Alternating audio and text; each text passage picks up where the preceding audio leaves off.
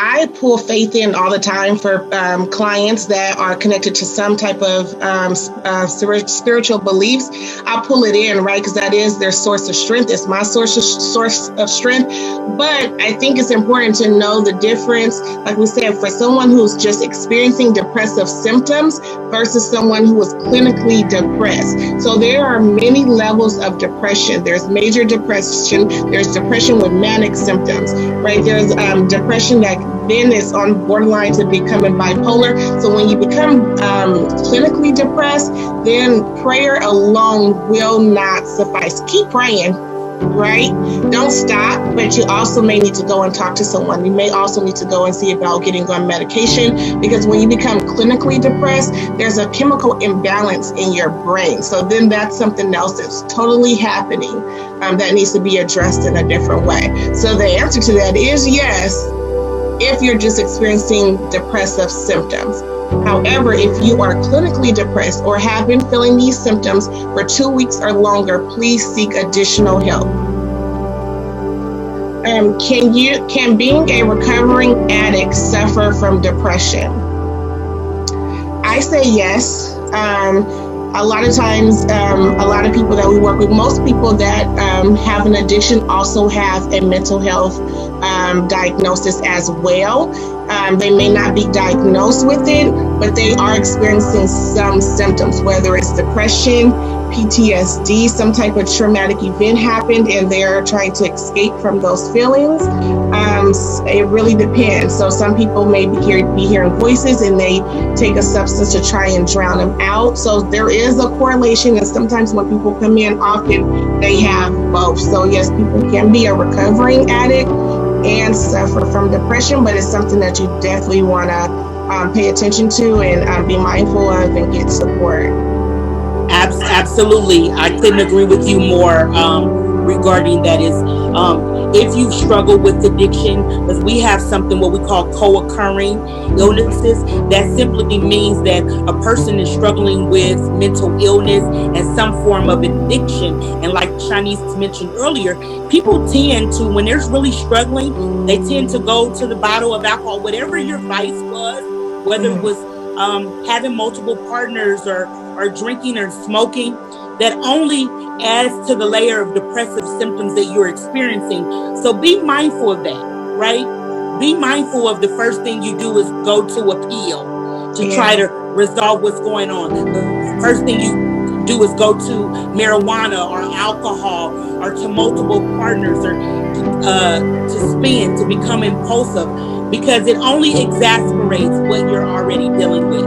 So if you already struggle with depression, the addictive tendencies only makes things worse. Not to mention, and we mentioned that a little bit last week, not only does it make it worse, but if you're excessive with it, with the addictive tendencies like the alcohol and the drug abuse on top of depressive symptoms, it can very well send you to the hospital and absolutely may lead to death if not managed properly.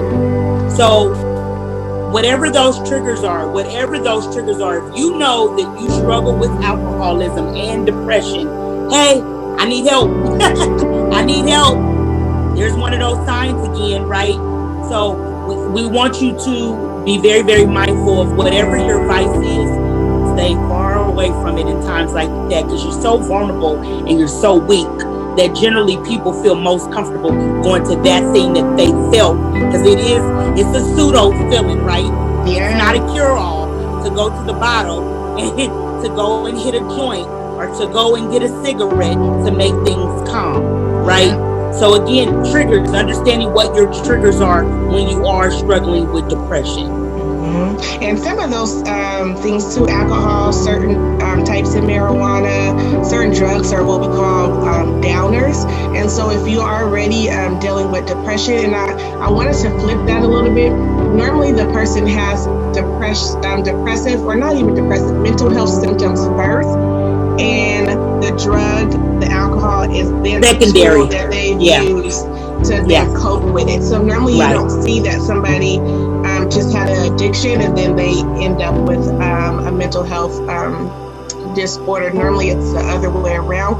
They're trying to cope with something that has happened in their childhood, in their adulthood, and it exacerbates their mental health symptoms. Yes. But certain drugs are considered downers. So if you are already a person with depressive traits, it's very important to be mindful of using substances like that, because it will increase your depression to a state, like Dr. Taya said, that you can become hospitalized and suicidal. That's why you see a lot of people that are suicidal when they're drinking, right? So it takes them into a whole nother realm, a depressive realm. You see people moving around, but it's really a downer. So be very mindful of that.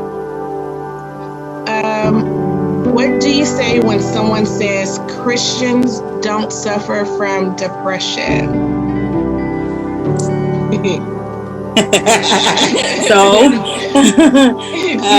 That's a good question. So what do you say when someone says Christians don't suffer from depression?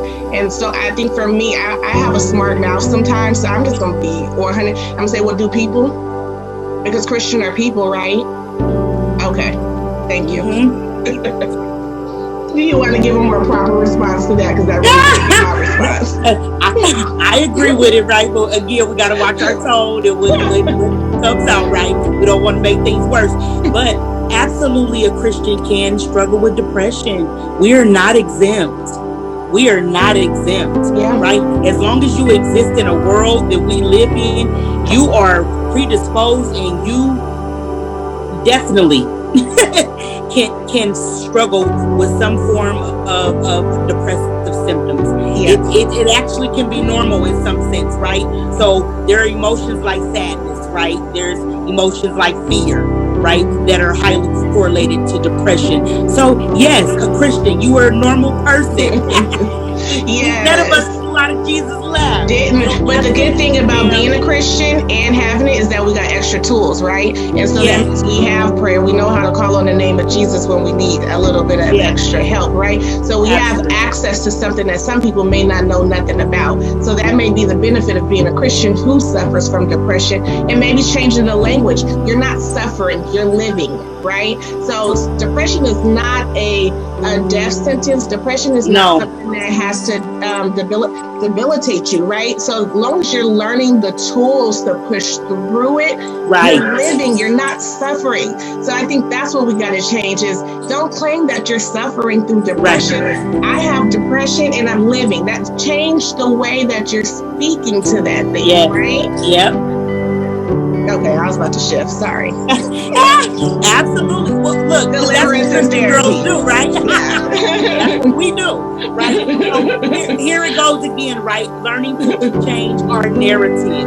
Yeah. Okay. Yeah. Changing the narrative so that we're focused and we're understanding and we're having empathetic understanding, like I talked about, and we're listening attentively to what's being said and attentively to what's not being said, right?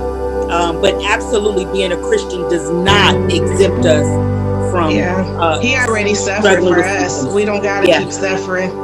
Claim absolutely, absolutely. And it's not a death sentence. You're absolutely right. And that's what I love about being a clinician, because there is hope, right? No matter what you're struggling in, there is hope. You just have to learn how to navigate and use the proper tools that can help assist you. Yeah, and I think that's why it's so important to make sure that you have people around you that can hold that light of hope for you when you're in a very dark tunnel and you can't see it for yourself. Make sure that you are equipping yourself with the right people. So tools sometimes are people, right? And so make sure you know, like in your circle, in your church, at your job, wherever you may be, who are those people that you can go to? It may not be your closest people that you deal with every day. It may be somebody that you hardly ever speak to, but you know you can go and talk to them about something. Know who those people are for you, right? Make sure your toolbox is strong. Right. Yeah. Right. But it's a hope agent. You're an agent of hope. Someone that's holding that piece for you until you can hold it for yourself, because you will hold it again. right? You won't be in a dim place forever. This is just a temporary situation if you change the narrative, right? If you're saying that you're going to suffer, then your mind is going to automatically think that way, right? So change the trajectory of your status, of where you're going, of your future.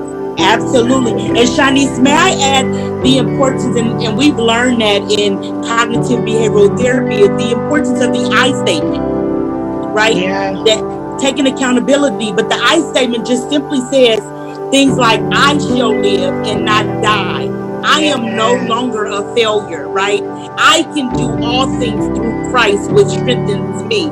I no longer have to live in fear. I no longer have to feel a sense of hopelessness, right? Because we can all find things in our life to become sad about, but we can also find things in our life that we can be very proud of and feeling a sense of accomplishment, right? So that I statement, like you said, changing the trajectory, changing the narrative, right? Understanding that there is hope and that you are surrounded around hope agents. Absolutely. Absolutely.